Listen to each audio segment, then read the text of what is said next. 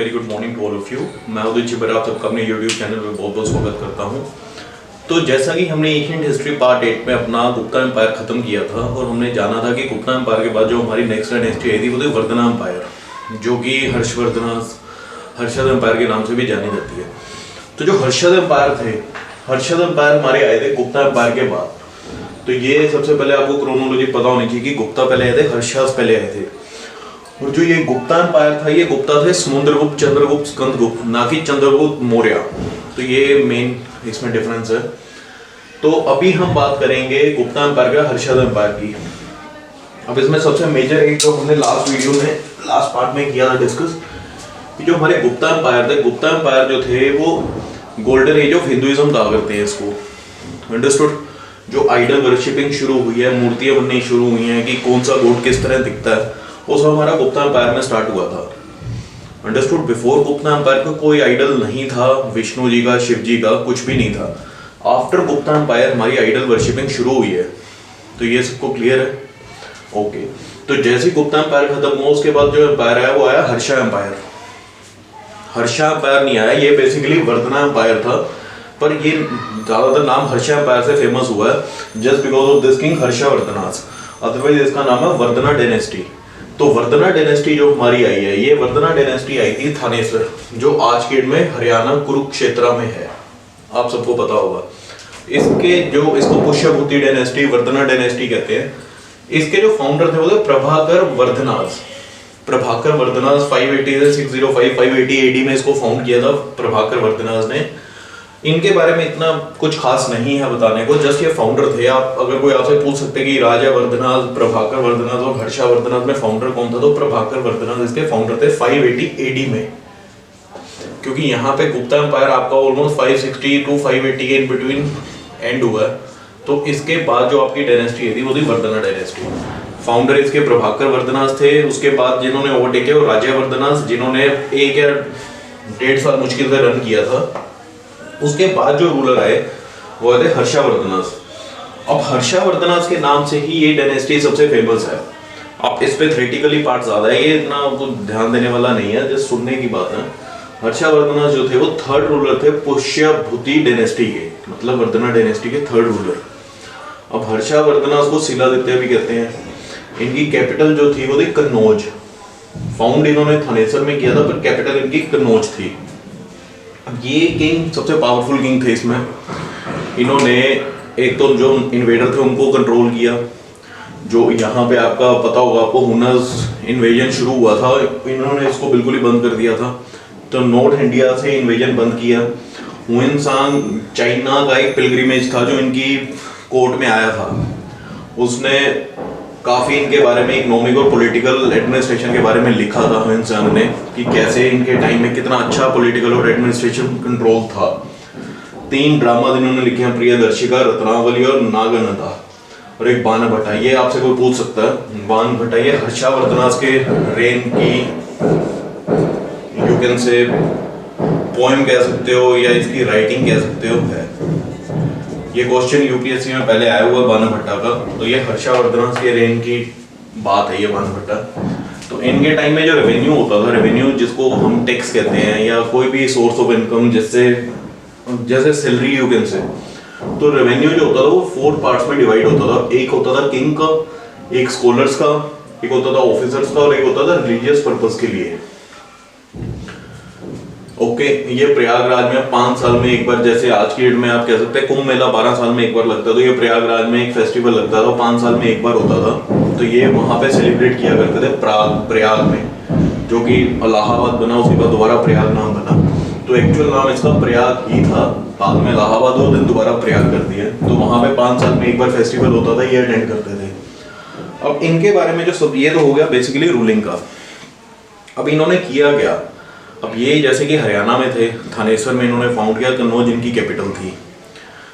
तो इन्होंने expansion point of view से एक्सपैंड इन्होंने अपना रिलीजन किया मालवा, जिसको सेंट्रल कह देते हैं, मालवा से बंगाल एंड असम तक इन्होंने पूरा एक्सपैंड कर लिया था अपना वर्धना डायनेस्टी को। ये सेंट्रल पावर थी एक, जो बेसिकली दिल्ली में जो रन करता है, नॉर्थ इंडिया की जो सेंट्रल इंडिया में रन करता है उसको हम रूलर कह देते हैं, डायनेस्टी कह देते हैं। तो ऐसी वर्धना डायनेस्टी थी। इन्होंने मालवा, बंगाल, असम तक एक्सपैंड किया अपनी टेरिटरी को।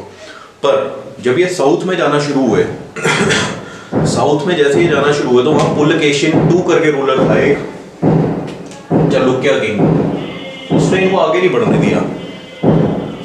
चालुक्य किंग पुलकेशिन II ने इनको डेक्कन की तरफ और इन्वेड नहीं करने दिया, इनको बुरी तरह से हरा दिया था। तो ये डेक्कन की तरफ नहीं आ पाए जहां पे नर्मदा रिवर फ्लो करती है, इन्होंने उनको नर्मदा से नीचे नहीं आने दिया, तो वर्धना डायनेस्टी का रेन वहीं रुक गया था।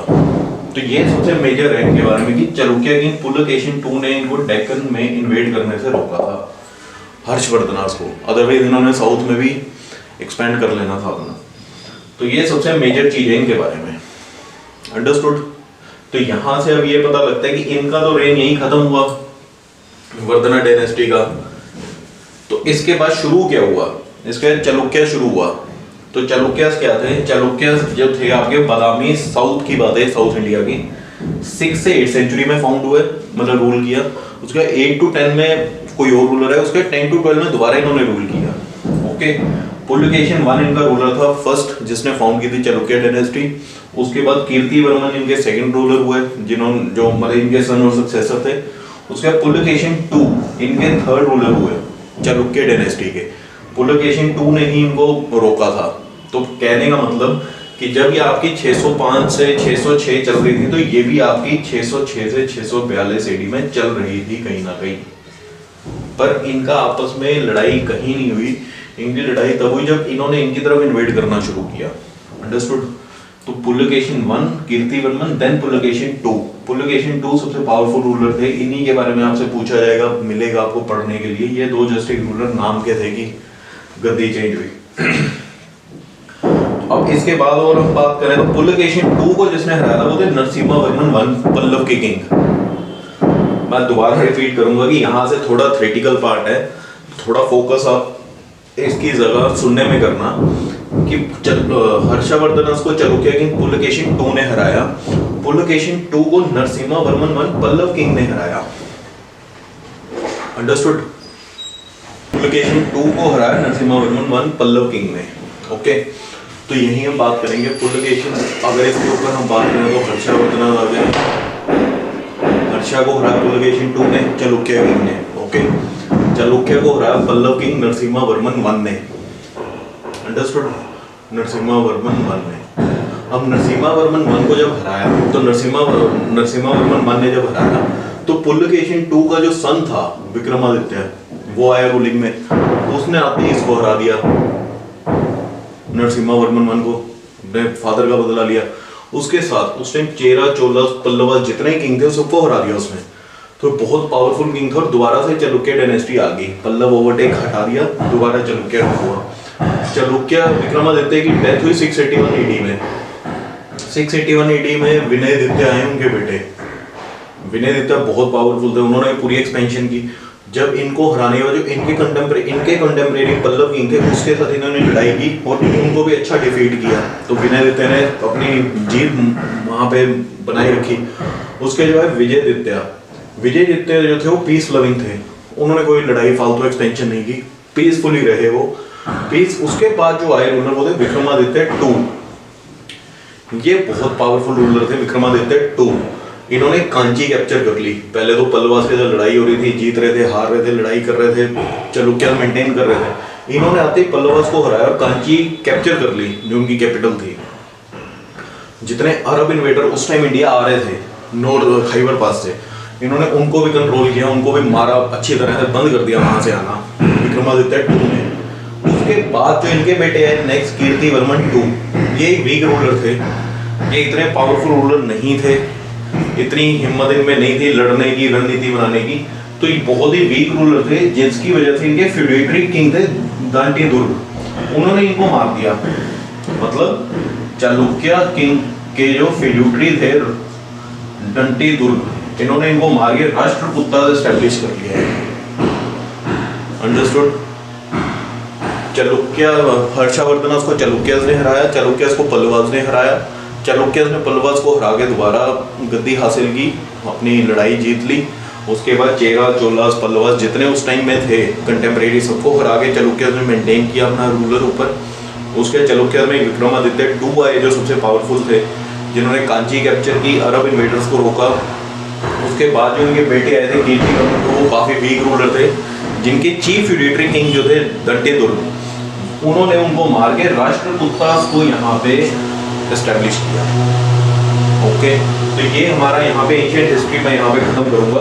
इसमें मेजर आपको सतवाहनास मैंने पहले डिस्कस किया है, और जो हमारी पल्लवास है, जो पल्लवास में हमने सिर्फ नरसिम्हा वर्मन वन के बारे में, इसके साथ महेंद्रा वर्मन भी थे, तो इनके बारे में इतना नहीं है। इनके बारे में सिर्फ ये है कि इन किंग्स ने आर्किटेक्ट पे काफ़ी ध्यान दिया है। आर्किटेक्ट आप देखेंगे जितने भी मतलब बने हैं मंदिर, महाबलीपुरम का बने, जितने भी ममलापुरम, जितने भी मंदिर बने वो सारे पल्लवास किंग के टाइम में बने हैं। ओके, तो ये पल्लवास के बारे में अगर कोई आर्ट एंड आर्किटेक्चर का कोई मंदिर की पूछता है किसने बनाया था, किसकी रेंज में बनाया, अगर पल्लवास है तो आपने पल्लवास को ही टिक करना है। पल्लवास का आर्ट एंड आर्किटेक्चर में काफ़ी रहा है। उसके अलावा चालुक्यस काफ़ी पावरफुल रहे हैं। चालुक्यस के बाद क्रोनोलॉजी में राष्ट्रकूटास ने ओवरटेक किया था। तो ये हमारा यहाँ पे एंशिएंट हिस्ट्री खत्म होती है। नेक्स्ट वीडियो में हम जो शुरू करेंगे वो मेडिवल हिस्ट्री, जिसमें पल्लास, परिहार, प्रतिहारास एंड देन दिल्ली सल्तनत। उसके बाद का जो टॉपिक है वो सारा इंटरेस्टिंग है। आपको कुछ ना कुछ ऐसी चीज़ें रेलिवेंस मिलेंगी जो आपने कहीं ना कहीं पढ़ी होंगी, किसी स्टोरी में देखी होंगी, किसी डिस्कशन में सुना होगा। तो एंशिएंट हिस्ट्री थोड़ा बोरिंग था, ये मैं भी मानता हूँ, तो उम्मीद करता हूँ आपको समझ आया होगा।